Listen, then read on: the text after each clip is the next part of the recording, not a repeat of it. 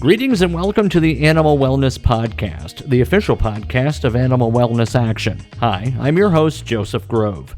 On this show, we talk about animals from the perspective of people who care about them and have the ability to improve their lives by influencing culture and supporting laws and regulations accordingly.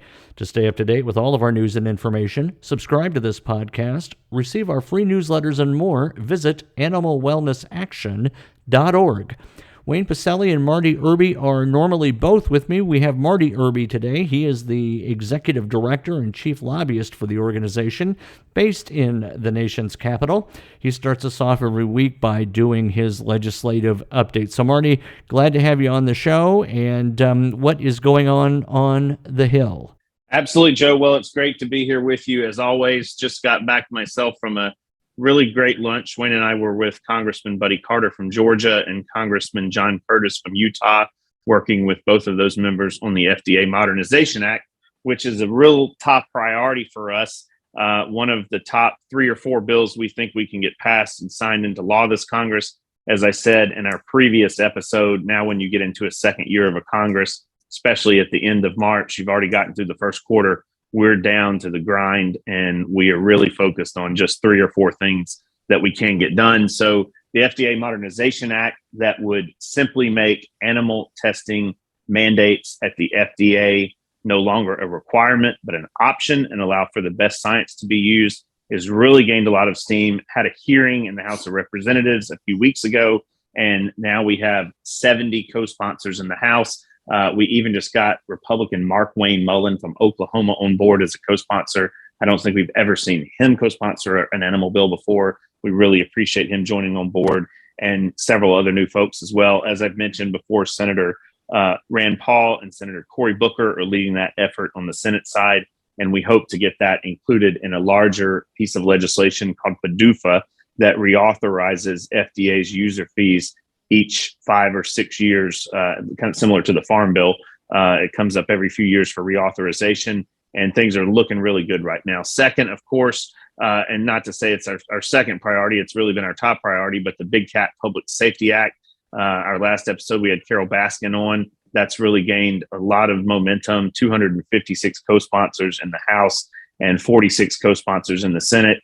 So we have an overwhelming majority of the Congress on board. We simply just need to get it to a vote, and it's all on the leadership in the Congress right now on that front. We're also working to advance the Bear Protection Act, also known in the Senate as the Bear Poaching Elimination Act, that deals with the trade of bear gallbladders, as the Chinese government has been promoting the use of bear bile from those gallbladders as a treatment for COVID-19 with no scientific basis. The bill actually passed the U.S. Senate twice, more than 20 years ago, by unanimous consent, where all 100 senators agreed that it would pass.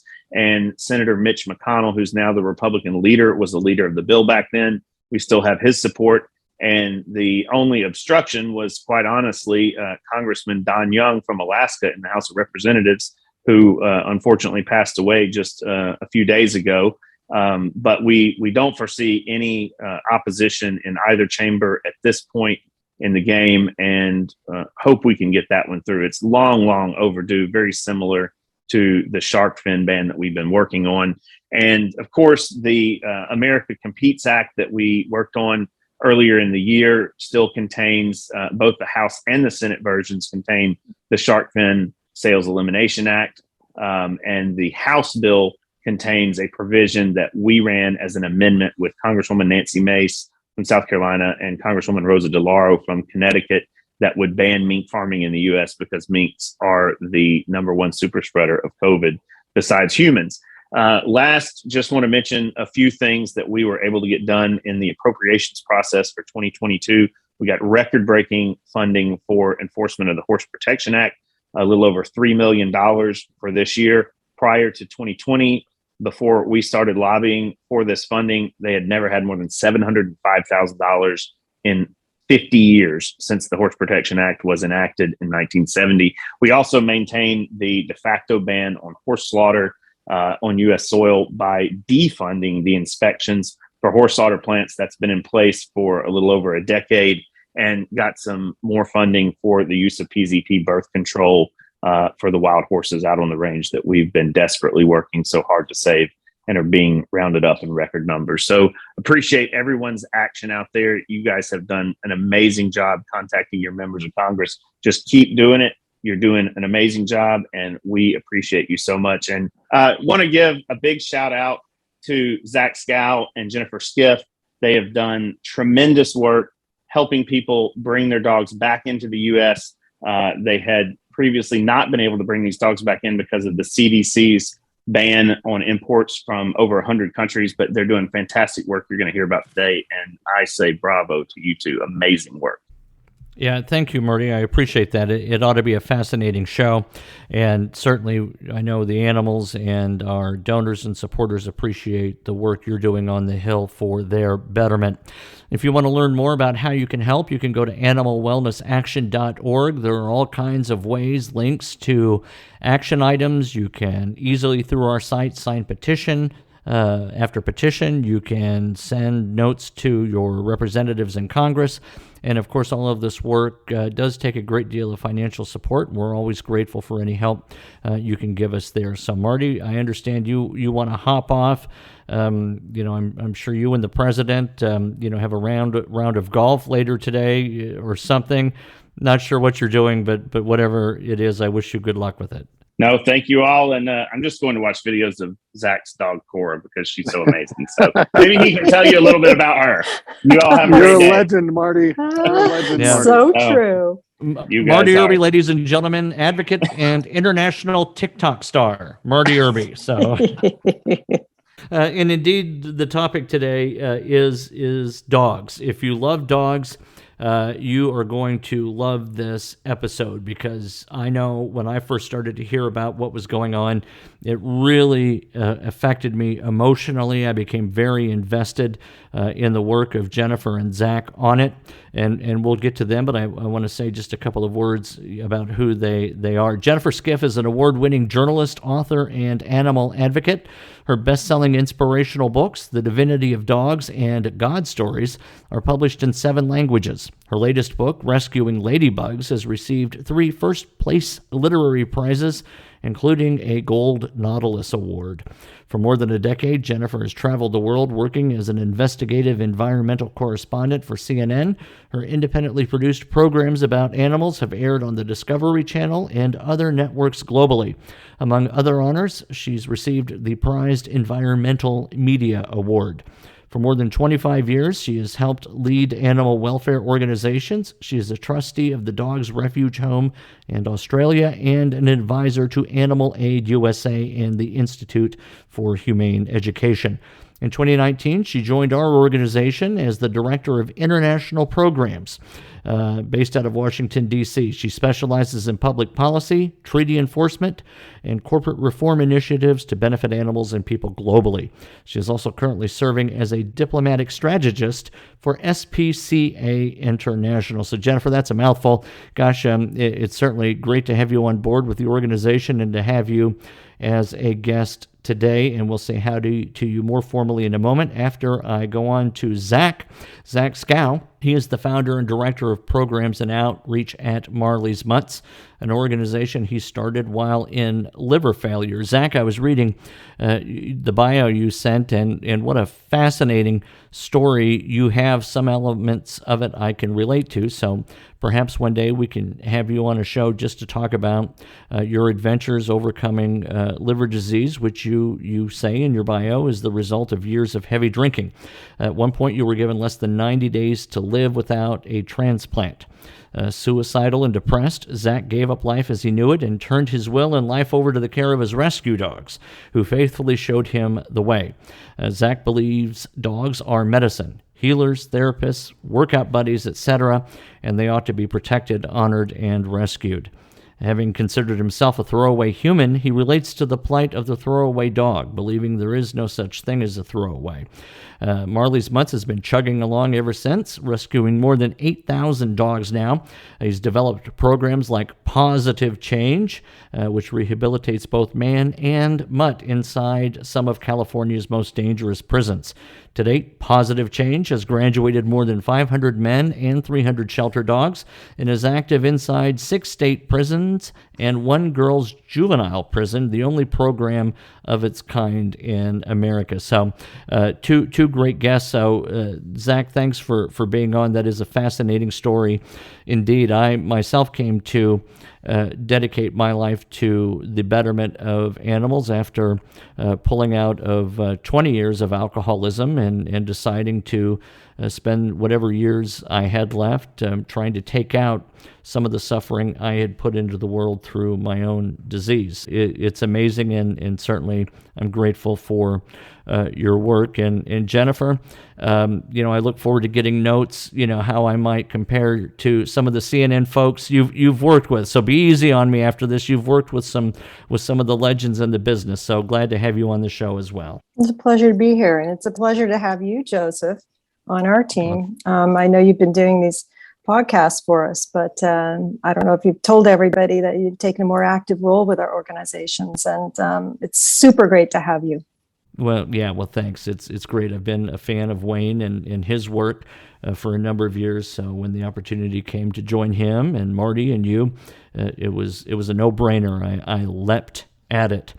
The focus of the discussion I want to have with you relates to a rule, a regulation, an order, Jennifer, you can give me the right term, that came down from the Centers for Disease Control in 2021 that in response to a perceived, or at least a broadcast rabies problem, dogs from 113 countries across the world were no longer allowed to come into or come back into the U.S. And as fate and history would have it, this preceded our pullout from Afghanistan, and many service people, many people who had helped us in Afghanistan had to leave the country without their dogs. So Jennifer, tell us how your work to bring those dogs home, which you've called Mission Possible, evolved and where it is today. Okay, well, I'll start by pretty much recapping what you just said. It's in June 2021, the CDC announced dog importation restrictions that effectively, and with very few exceptions, cut off the ability of anyone to bring a dog into the United States from 113 countries deemed high risk of canine rabies.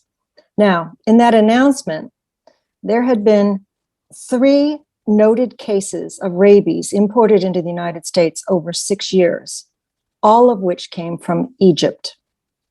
So the CDC's policy shift was formulated without input from or prior notice to the impacted community and for many people who work to rescue dogs from the affected countries.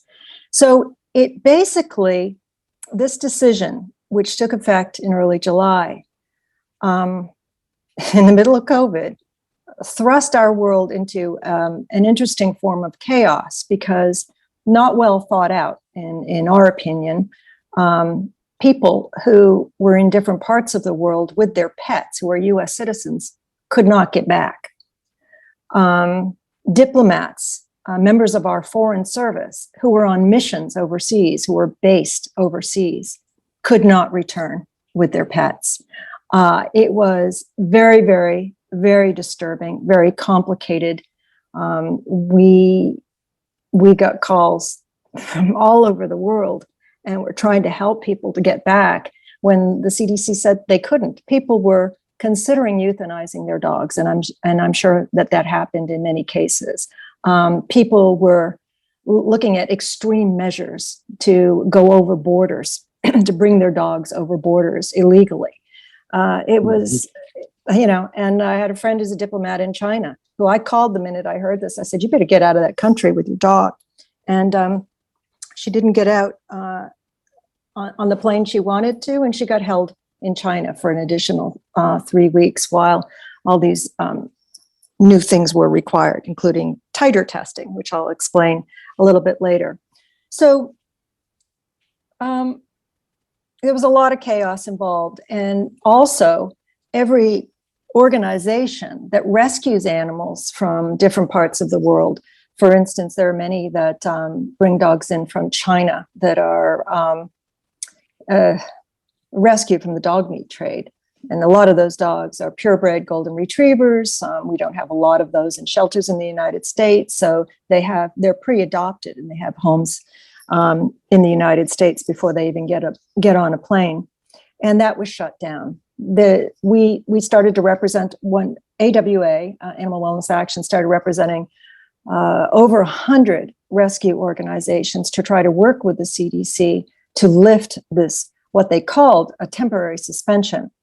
Well, it is not a temporary suspension. It's an all-out ban right now, and it's gone to what they call a federal rulemaking process. So the CDC is not speaking to rescues.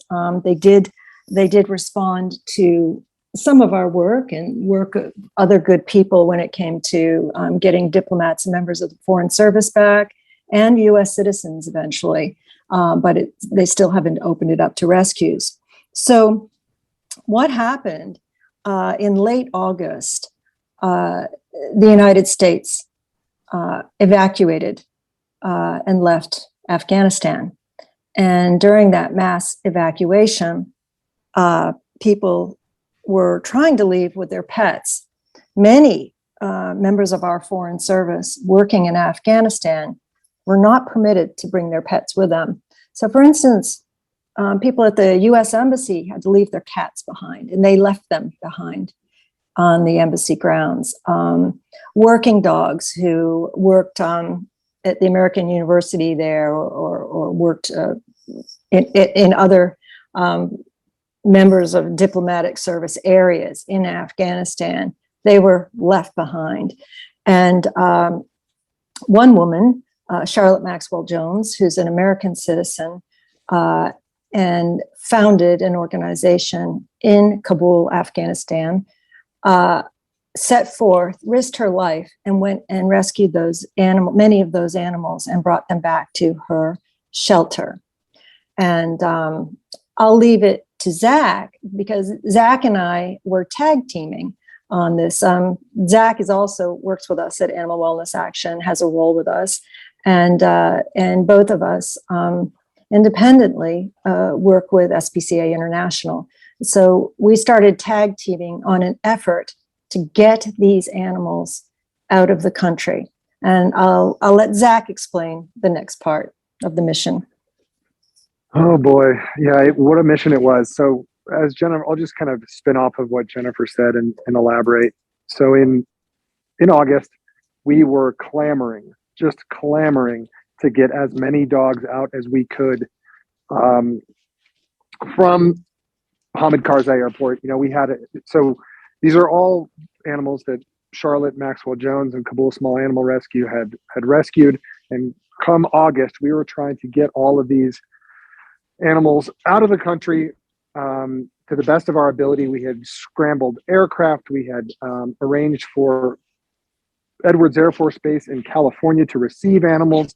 All of these efforts had gone underway. And Jennifer, jump in here anytime to kind of correct the time frame. But back in August, the first thing we were trying to do is, as we were pulling out of Afghanistan, as the U.S. was pulling out and all coalition forces, our job was to try to help get all of the coalition forces' pets home as well. So as all the soldiers are leaving, as all the support services or staff are leaving, we're trying to get the dogs and cats out as well. We were as able charities. to get correct as charities, not as the U.S. government, as charities to try to help the U.S. citizens and Afghans.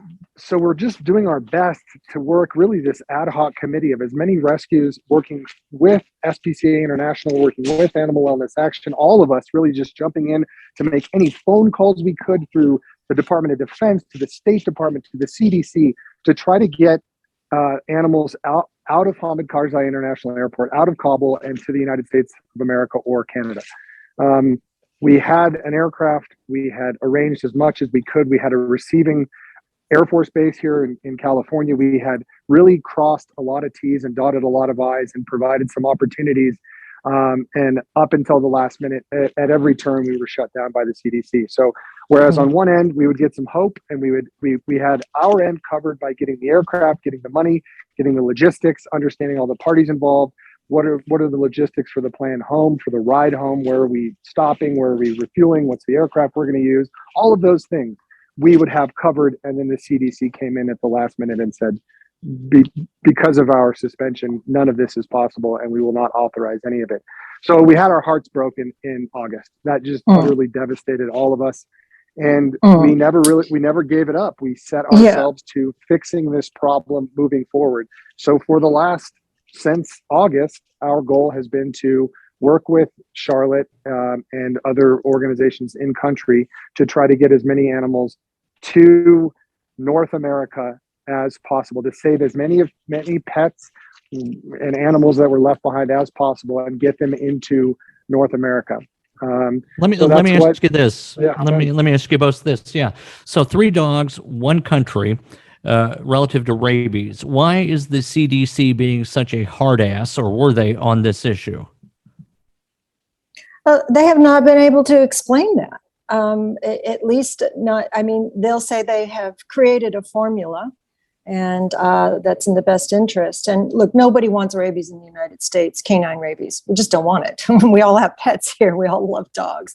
However, the formula, it's such an overreach. We really don't understand it. And the cost, it's radically restrictive. I mean, the amount that up until a few years ago, we were bringing 1 million dogs into the United States of America, in some rescue capacity and some non-rescue capacities, but it essentially stopped international rescue. I mean, it put the skids on really incredible work being done all over the globe to push conscientiousness, animal welfare, animal rights. I mean, all of these efforts, to a great degree, have to go through the West. And if the United States of America and all of its resources, all of its rescues that accept dogs, all of its funding, all of the rest of it just kind of shut down, then where does that leave those organizations?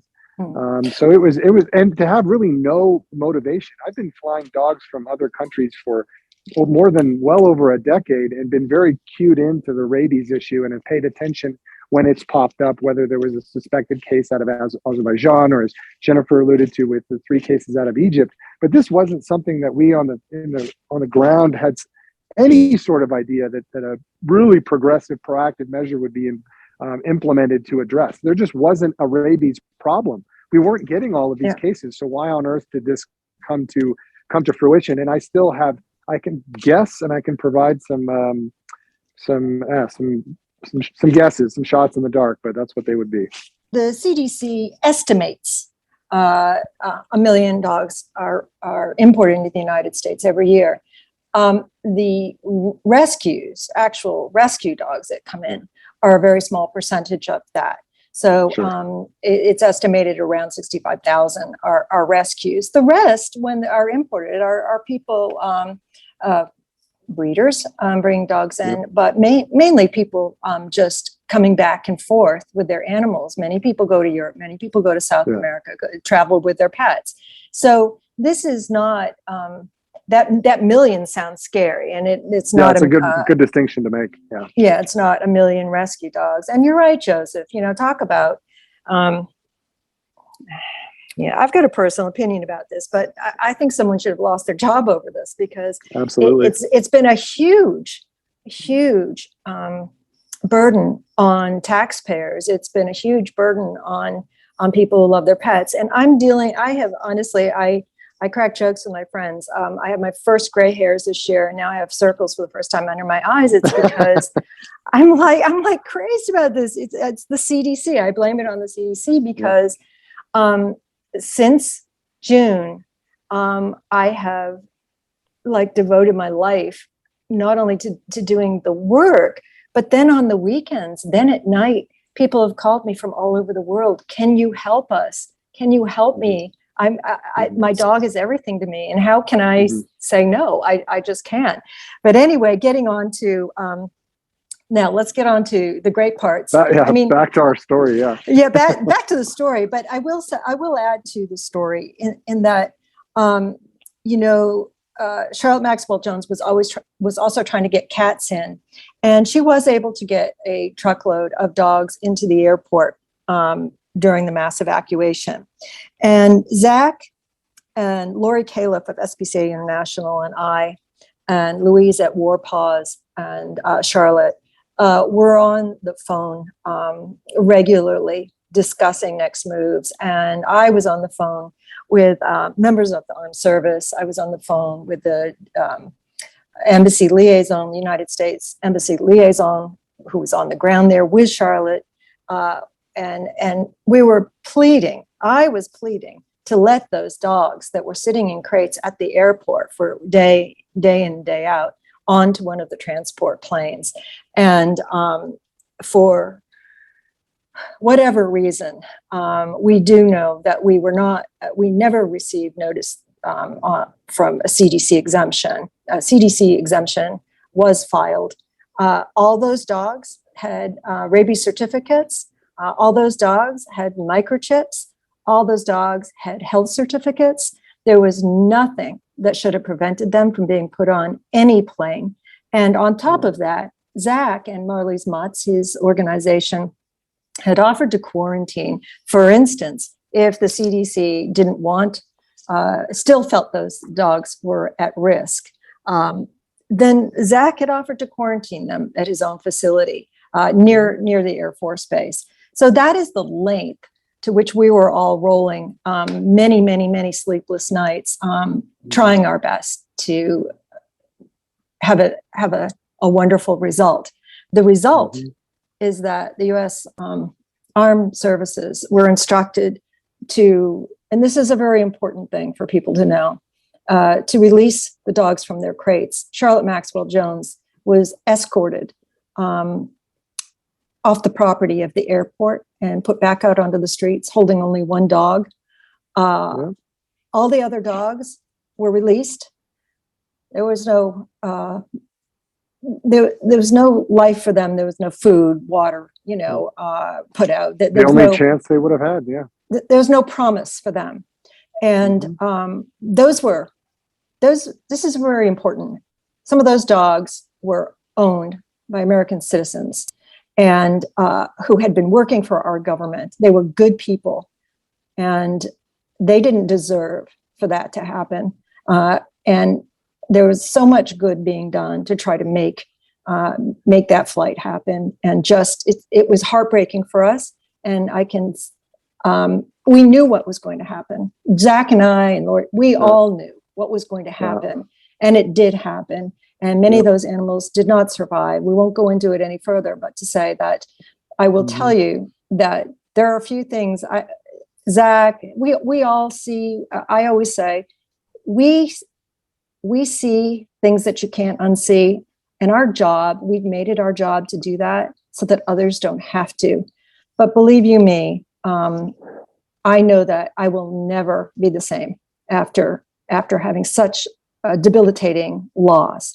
But now to the happy part. And now to the happy part. Well, hold on, Jennifer. I am a journalist by training, so let's dwell on the unhappy part a little bit longer, because I want to make sure I understand exactly what it is you're saying. I want to visualize that, right? So these dogs, they were in crates, they were on the tarmac, if I understand correctly, and at that juncture they were just ordered to be let loose? Yeah, and then I think unbelievably, was this a U.S. general or an Afghan? Oh, wow. Okay. I think the idea Very was disturbing. that by releasing these dogs, that would give them some opportunity to go fend for themselves, to seek water, to seek food, that they had no idea what would happen once the Taliban took control of the airport and those dogs were there. Would those dogs' lives be in danger? Nobody knew anything. So at the end of it, that was the best that they could come up with, is let's just let them out of their crates and see what happens, which ultimately Charlotte and her staff ended up going back to the airport over the last several months and saving and rescuing and trapping the dogs that were still lingering around the airport. They were able to capture and save a whole lot of the dogs that were let out. Obviously, many did not make it. Many did not survive. But yeah, if you want, I'm not sure if you want to transition to the next part of the story, but that's kind of where we pick it up. Mm-hmm. Well, let's pick it up.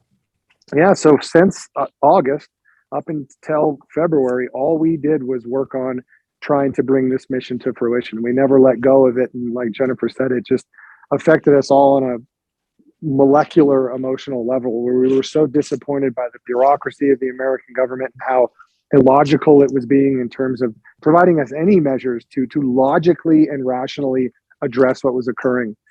So we just went back to figuring out a way to get them out. And Charlotte started sending her staff to the airport to gather up dogs. We started getting more outreach from embassy staff, from other interpreters, from all kinds of support staff that have been supporting the Americans and allied forces in that region, and really just saving animals. So from August through January, she was set to rescuing people's animals that needed rescuing, whether that be some stray animals or whether that be animals who belong to them that they had to leave behind.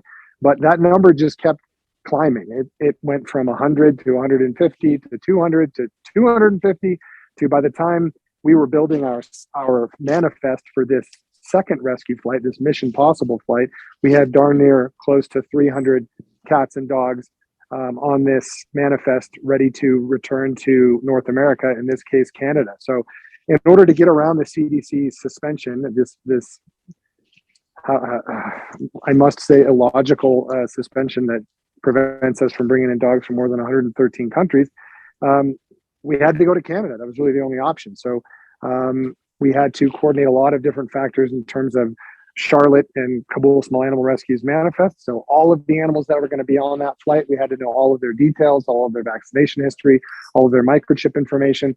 Those manifests really had to be built out well. We had to secure an aircraft. We had to secure refueling locations. There's a lot to have to get done. We had to secure a lot of approvals from the Canadian government in terms of the fact that we were importing that many animals that were coming from overseas. How long was that journey going to take, et cetera, and so on. And the pieces just started coming together. It started coming together in December, started coming together big time in January. We had our lists finalized there in basically mid-January. Jennifer's always been out in front of it, ready to kind of process whatever paperwork we need to submit to the CDC, et cetera. But we realized when putting together all of this that we were not going to be able to go through the United States for anything, that getting exemptions was a moot point. We weren't going to get it.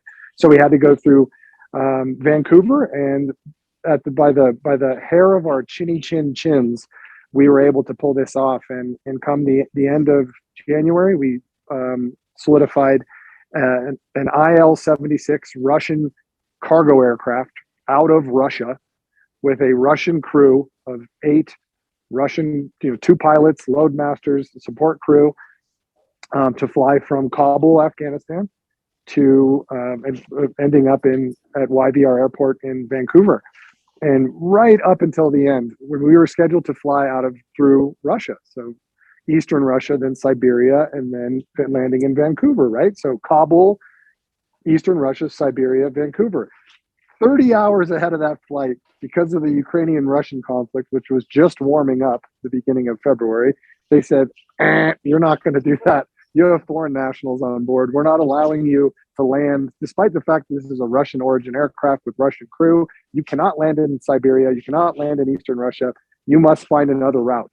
So at the last minute, we have 300 animals that are going to be on this aircraft. We're ready to go. We're ready to push.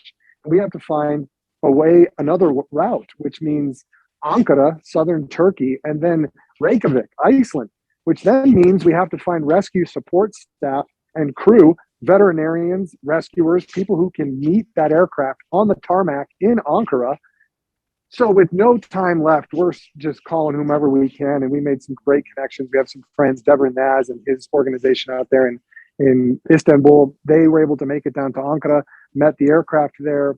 We're able to administer to all the needs of all 300 animals on board. The Russian pilot got COVID. They had to replace the pilot while they were in Ankara. All these factors were adjusting and changing in real time. And but we got out of Ankara, got a new pilot, got ourselves over to Iceland. That's where I met the aircraft. I had a list of veterinary needs that I had to fulfill while I was there. So I paid a local kid $50 to drive me around Reykjavik and pick up a bunch of supplies. We met a British veterinary team in Iceland to, again, same thing as we did in Ankara, treat the animals, make sure that they were medicated for those that needed to be medicated, make sure that we could perform individual checks on all of the animals, make sure that any of them that needed to come out could come out, that it could be cleaned, all of those things that you can imagine having to be addressed, we addressed. And then we pushed out of Reykjavik, Iceland, and the sun never set. We flew the last, whatever it was, 9 hours to Vancouver International Airport, and We landed. Everybody survived. Everybody did well. We were greeted by, just hundreds and hundreds of volunteers from a variety of different rescues that are part of this consortium. From Animal Wellness Action to Thank Dog I'm Out to Rain Coast Animal Rescue Society to SPCA International. I mean, it was really a spectacularly orchestrated, just event. It was such a months-long event that we somehow pulled off. All the animals were staged at a business center there on the airport, which was incredible because we were able to turn basically a helicopter rental facility, this large 17 to 20,000 square foot facility, we're able to turn into an impromptu animal rescue, shelter with Kennels. for all of those dogs and cats to have the space that they need, the space to enrich, the space to be enriched, all of that. So since that time, since we landed in early February, dogs have been being reunited with their families. Cats have been being reunited with their Afghan families. Cats and dogs have been flown and driven all over Canada and reunited, adopted. And what we're working on now, in finally, Canada, the final stage. In Canada. That's the next. Exactly. So the primary variable that's made all of this difficult, the running theme throughout this discussion is the CDC ban and how complicating that's just made everything. So we could have gotten all of this done in a couple of weeks had the United States been open to receiving any of these animals. That's not been the case. So we have to really lean on Jennifer to try to provide these connections with the CDC and essentially beg them to allow us to reunite people with their loved ones, with their family members. And so hopefully are these we're dogs able to come over now? Are these pets able to? Well, so they're still. It's a good question, Joseph. I'll tell you. I'll tell you what's happened. So these dogs all had their rabies vaccinations coming into Canada, and the country of Canada allowed them all in. Any dog that didn't have a home was put up for adoption. Cats, for some reason, no titers required. Cats could go back to their homes in the United States and in Canada. And frankly, some of the cats are being shipped back. Some of the owners of these animals are not in the United States. They are in Dubai, they're in London, they're in Germany, they're in Turkey. So they're going back because this is just how it works. But the CDC requires that the dogs, only owned dogs, are allowed to come into the United States. And so most of the dogs that belong in the United States with their owners, these owners are U.S. service personnel or Afghani refugees who have certain visas. Now, so all these dogs had to be titered. They have to have a serology test that prove that they have antibodies to rabies. And if a vet's listening to this, go ahead and rip me apart. But that's the simple way of explaining to everybody. Okay. So what's just happened? Those titers were done right when as soon as possible when the dogs arrived in Canada. Due to this rule by the CDC, the laboratories all over the world for these titer tests are backlogged. So it's taken 2 months basically, 2 months to get word of whether or not these dogs pass their titer results and can go into the United States. We just received the majority of information on Friday on the dogs, and half of them did not pass. Therefore, those dogs now need to be revaccinated against rabies. They need to wait 30 days, according to the CDC. Then they need to be titered again. Then they have to wait, the lab, another 2 months. So by the time all of this is done, they will have passed a 6-month quarantine period in another country. And these dogs are in kennels. They're in kennels. Yep. Having said that, they are loved and being treated very well. But I do have good news, and I'll report it to Zach right now, because I spent the whole weekend. I spent Friday, Saturday, and Sunday working with people to apply for those exemptions, because it's like filling out a Harvard application, everybody. I haven't filled out a Harvard application, but I can only imagine to get into Harvard. This is what the CDC exemption is like. A lot of it doesn't make sense, redundant questions, repetitive questions. It's like a trick, Anyway, anywhere from 2 days from now, Zach, to 6 weeks from now, it all depends on when the CDC responds, but you will have a caravan, which you have kindly agreed to make for Andewal, who will be going to Washington State, Rosie, who will be going to her family, who haven't seen her in over 9 months, to Colorado Springs, and Zeus will be going to Sacramento.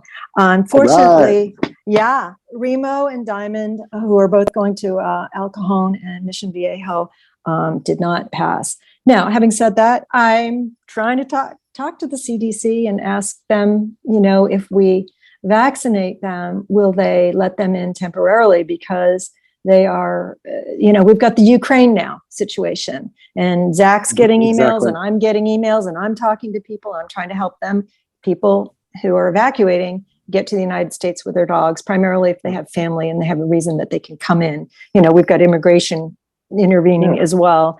And every major department within the United States government ought to have some guidance. These are huge geopolitical issues, huge events that are affecting tremendous amounts of people. And to have, we would have understood it, right, Jennifer, in the beginning, if it's like, hey guys, we're dealing with COVID over here at the CDC. This is the biggest, this takes up all of our bandwidth. We're totally overwhelmed. We just can't handle, so here's why we're going to put a little bit of a suspension on, or we're going to limit things or put some filters on. But there's been no point of contact. There's been no one to explain it. There's been no one to adjust it as things become more reasonable. Yeah, and we naively, I'll say naively, because I'm a good deed doer. I'm a good girl. I follow rules and everything. And I think, they said they need more money. It's because of COVID. That's one of the reasons they use. Well, Marty, who you heard, and Wayne and Penny Eastman on our team, and all of us worked together to get the CDC an amendment. $3 million extra dollars, wasn't it? $3 million extra dollars. $3 million extra bucks. Where did that go, guys? And we got a letter from members of Congress. So over 60 members of Congress sent them a letter and said, "Come on, lift this ban. You're stopping. It's bad enough we're dealing with COVID. Now you're taking you're ripping people and their families apart." Yeah. The bureaucratic arrogance is mind-boggling. It's just pure bureaucratic arrogance. Yeah, now I'm keen to the ways. Let's say it that way. But you know what the good thing is, Joseph, is, and for everyone listening here, because I know you're probably riveted by this story, but the reality is, and this is how all of us who work in animal welfare at certain levels roll. We don't stop. You do not stop when someone says no. No, it's not okay. It's just not okay. We're not going to look away from the situation. And from the get-go on this Afghanistan mission, and I'm so glad someone named it Mission Possible. That is that's how we roll. And I will tell you, I have, when I was making calls to the owners and I started working on getting the owner reunions together, there are owners still in Afghanistan. There's one young lady and her mom. They're being hunted right now by the Taliban. They're in an underground system. And I said, "You sent your dog and your cat ahead." And she said, "Yes, because I love them the most. And I had the opportunity to do that, to make sure that they didn't get killed." And I'll tell you what, I've shed a few tears, and it makes me, I've made calls for them. I'm trying to get them in, to a country, not just the United States, Australia, Canada. This is a humanitarian mission. I know there's another point I want to make here. A lot of people will say, "Why don't you do this for people?" I can tell you, we are doing it for people. This is about love for animals, the love that we all understand, everyone on this podcast. And the fact that we know that they are given to us as gifts, and they complete our lives. They create happiness in our lives. They get us through the hardest times in our lives. And we have a lot of hope here. And I know that I don't have one phone call I was on a phone call with a man from Afghanistan, but who's in California right now, and who's missing his dog so terribly. 2 hours it took us to file online that exemption. And all he said every 10 minutes, thank you for doing this. Yeah, wow. What an incredible story. Jennifer, it ought to be a feature film. It ought to be a book. It ought to be a documentary. This is as powerful an episode as we've had on the Animal Wellness Podcast, just talking about this issue. When I was going through recovery and dealing with, the appropriate separation my wife made, my dog was my family. She got me through. I can vicariously feel a little bit of the angst these people feel relative to the separation of their dogs. It's right now what's opening up is a potential just cataclysmic event involving impossible millions of animals. I mean, the Ukraine is not a small country. There's 44 million people that live there, and it's a pretty westernized country in terms of how they view animals, even how they view rescue animals, believe it or not. So we the CDC is not done getting in the way of the lives of millions of people potentially here, when all of these dogs that are leaving the Ukraine right now and going into Poland and Romania are going to have issues getting, for those who are connected to Americans or need to get into North America, are going to have problems. And unless something changes out of the CDC, this is just going to become orders of magnitude worse. Well, we are animal. Go ahead, Jennifer. Yeah. I'm sorry. I don't know how much time we have, but I'll just say briefly, because I'm working on this right now, is that these dogs coming in from the Ukraine are subject to the same rules, in that they must have their rabies vaccination, and they must have a titer. The CDC's got something up right now saying that they're waiving a 45-day rule after the titer is taken. No one seems to be able to interpret that appropriately. I've had some veterinarians look at it and everything. So the whole reason, and I want to make this very, very clear to people who are listening, I have loved ones over there who are trying to get in. The reason why most likely that some of our dogs coming in from Afghanistan did not pass the requirements necessary is because their rabies vaccinations, they had them done a year before and not 3 months before. Apparently the antibody activity is highest shortly after having the rabies vaccination. So if you're in Poland, if you're in Romania, if you're in Slovenia, the best advice I can give, if you're going to be there for a few months before you think you can get to another country, vaccinate your dog immediately. Wait 30 days, then pay for the titer result. There are laboratories in Poland. There are laboratories in Romania. You just have to look them up at the CDC website. I don't have it right in front of me right now, but and they will give you the laboratories that are approved laboratories. Then you can apply for the exemption to get in. And I'm sorry, I apologize on behalf of Americans. This is craziness to a certain extent, because you should be able, if you already know, if your dog was already vaccinated, you should be able to come in and at least just quarantine in home. But these are the rules, and I wish everybody well on that. Yeah, well, we are Animal Wellness Action, so I like to give our listeners an action to take. What can we do to change the CDC's mind, to expedite the grant of exemptions or waivers? What do we do, Jennifer? Wow, Joseph, that's the big question. I mean, we've had our lawyers working on it. We've had lawyers from all over the country working on it. And I think that the best thing to do right now is to pick up the phone and call your member of Congress, your senator, your representative, and really just say, please, work to lift the CDC dog suspension. That's what they call it, the suspension. So that is very, very important, because what a lot of people don't really understand is it's a numbers game in Washington. Your members of Congress, they listen they have numbers. They tick little boxes that say, oh, we've got another call on this. Oh, we've got another call on that. And what you don't see behind the scenes, like I've been working with a member of Congress's office the past few weeks on legislation, on drafting a bill. And in that bill, they talk about, getting the CDC to change up a few things that will benefit everyone. And so what will happen is if you've called your member of Congress's office and they see that you've called and this is what you've asked, it can be as simple as that. When that bill crosses their desk, they might say, you know what, I'll co-sponsor this bill because, I've gotten 50 calls on this one issue. Your voice matters.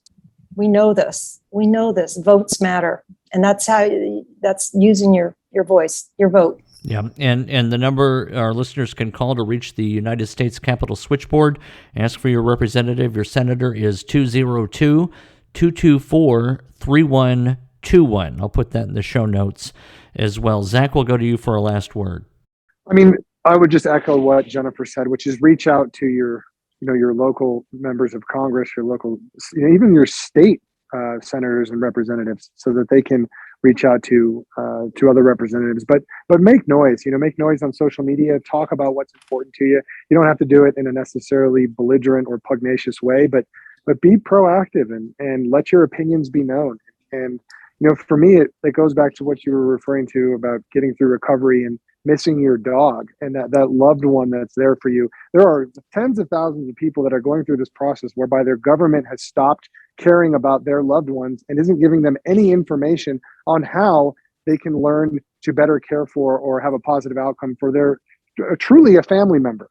So that would be my advice is use, we can all make a tremendous difference through social media. And, that's what it's there for. Use it to make some noise and to make your opinion be heard. Well, that's a great last word. Thank you, Jennifer. Thank you, Zach. I really do appreciate you for just great information, a heart-rending story. And Zach, I definitely do want to have you on the show again sometime to talk about your story and how animals helped you as much as you've helped animals. And thank you so much to our listeners for tuning into the Animal Wellness Podcast. Be sure to visit animalwellnessaction.org for all of our news and information and to sign up for our news alerts. You can find us on Facebook and Twitter and Instagram, and we invite you to subscribe to this podcast on iTunes, Podbean, Stitcher, or Spotify. I'm your host, Joseph Grove, and we'll be back soon with another episode of the Animal Wellness Podcast.